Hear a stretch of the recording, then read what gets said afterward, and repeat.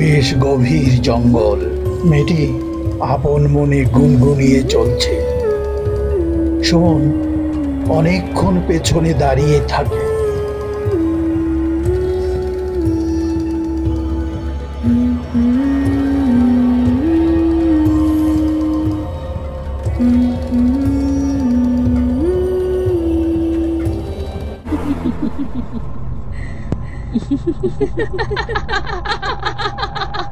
মানুষের রক্ত খেয়ে আমি বেঁচে আছি অনন্তকাল।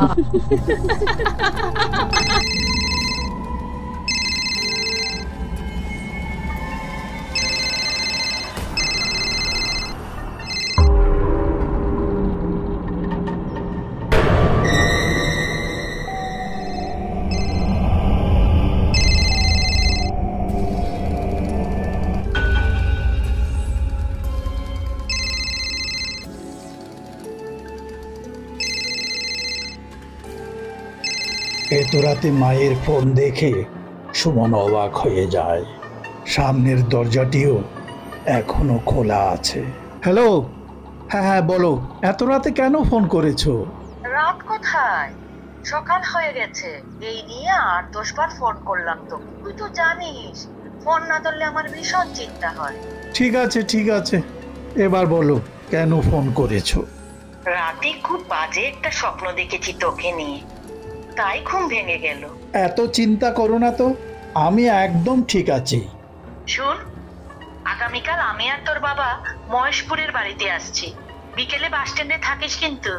ঠিক আছে, এবার ঘুমাতে দাও। সামনের দরজা বন্ধ করে সুমন আবার শুয়ে পড়ে।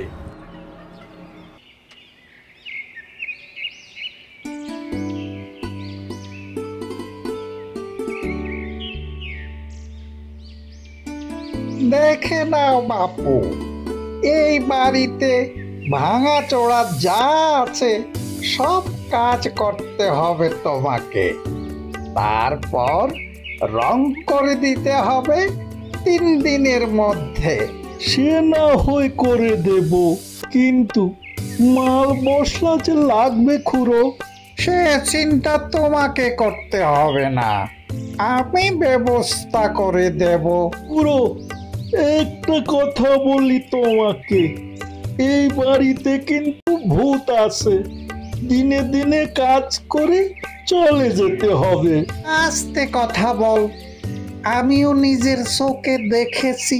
তবে কি জানিস, এই বাড়ির মালিক যেন জানতে না পারে, তাহলে আর কাজ করতে হবে না।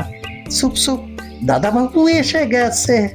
আরে সজল খুড়ো যে, এত সকালে কাজের লোক কি পাওয়া গেল? আগে সঙ্গে করে নিয়ে এসেছি। সিমেন্ট বালি কেনার জন্য টাকা লাগবে 1000 এখন হাতে টাকা নেই, ব্যাংক থেকে টাকা তুলে আপনার বাড়িতে দিয়ে আসব। সজল খুড়ো চলে গেলেন। কিছুক্ষণ পর দরজা বন্ধ করে সুমন বেরিয়ে যায়।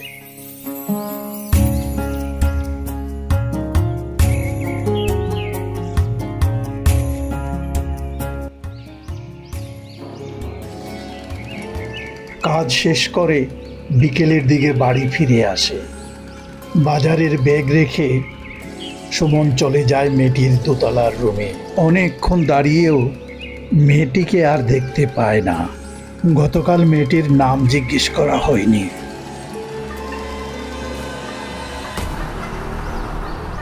আশেপাশে কোথাও মেয়েটিকে আর দেখতে পেল না।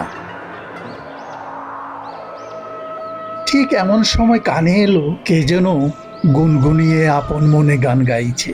সুমন শব্দ অনুসরণ করে এগিয়ে যায়। তারপর ধীরে ধীরে সন্ধ্যা নেমে আসে।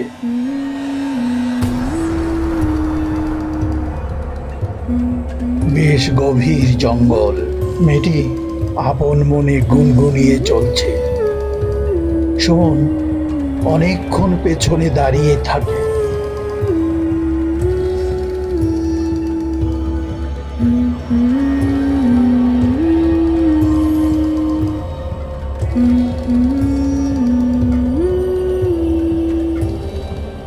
এই যে শুনছেন, আপনি এখানে আর আমি সারা বাড়ি পাগলের মতো খুঁজে মরছি। আপনি আপনি আমার কে? আর কেনই বা আমার জন্য পাগল হবেন? গতকাল রাতে আপনিই তো বলেছিলেন সারাটা জীবন আমার সাথে কাটাবেন, এর মধ্যে ভুলে গেলেন। বাহ, কি আশ্চর্য! হয়তো বলেছিলাম, সবার মনে কতই না আশা থাকে একটা সুন্দর জীবনের, কিন্তু কেন জানি না আমার এই আশা কোনোদিনও পূর্ণ হবে না। এত ভাবছেন কেন? একদিন সব ঠিক হয়ে যাবে। আর একটা কথা, আগামীকাল আমার মা বাবা আসছেন। মা বাবা আসছেন? কি ব্যাপার, চমকে গেলেন যে? শুনুন, আমার মা বাবা খুব ভালো মানুষ, দেখবেন আপনারও ভালো লাগবে। সে যাকগে, আপনার নামটাই জানা হলো না, কি হলো? চুপ করে দাঁড়িয়ে আছেন কেন? নাম কুণ্ডলা বলে ডাকতে পারেন। কুণ্ডলা, খুব সুন্দর নাম। আচ্ছা, আপনাদের পূর্বের বাড়ি কোথায় ছিল? আমার পরিচয় জানা কি আপনার খুব প্রয়োজন? না জানলে কি হয় না? নিশ্চয়ই প্রয়োজন আছে, কারণ সারাটি জীবন যে আপনার সাথেই আমাকে কাটাতে হবে। তাহলে আমায় কথা দিন, আমার আসল পরিচয় জানার পর আপনি আমাকে ছেড়ে যাবেন না। আমার হাত ছুঁয়ে বলুন, কোনোদিন আমাকে দূরে ঠেলে দেবেন না। এই আপনার হাত ছুঁয়ে কথা দিলাম, কোনোদিন আপনাকে ছেড়ে চলে যাব না। তাহলে শুনুন, আমি হলাম মানুষরূপী ডাইনি। দিনের আলোয় কোনোদিনও দেখতে পাবেন না। কি হলো, ভয় লাগছে? ডাইনি? কি উল্টাপাল্টা বলছেন? হ্যাঁ হ্যাঁ, ডাইনি।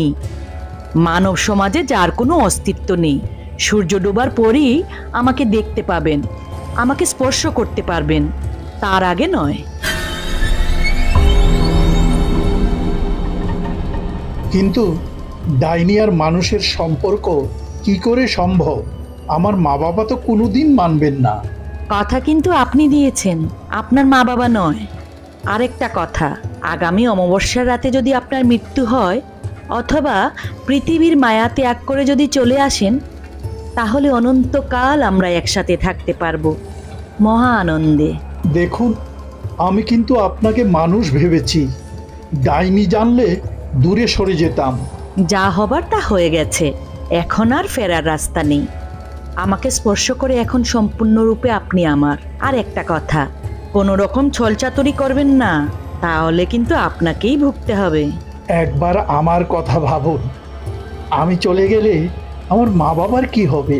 সে আমি জানি না, আপনার মা বাবাকে আপনি বোঝাবেন না শব্দ কিন্তু আমি একদম পছন্দ করি না। তাহলে কিন্তু আমার ভয়ঙ্কর রূপ দেখতে পাবেন, মনে রাখবেন, সামনের অমাবস্যা।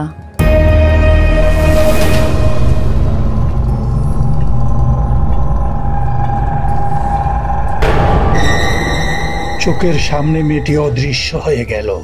তাই দেখে সুমন স্তম্ভিত হয়ে যায়। এদিকে হাতে আছে সময়, মাত্র কিছুদিন। কি করে এই ভয়ঙ্কর ডাইনি থেকে নিজেকে বাঁচাবে বুঝতে পারে না।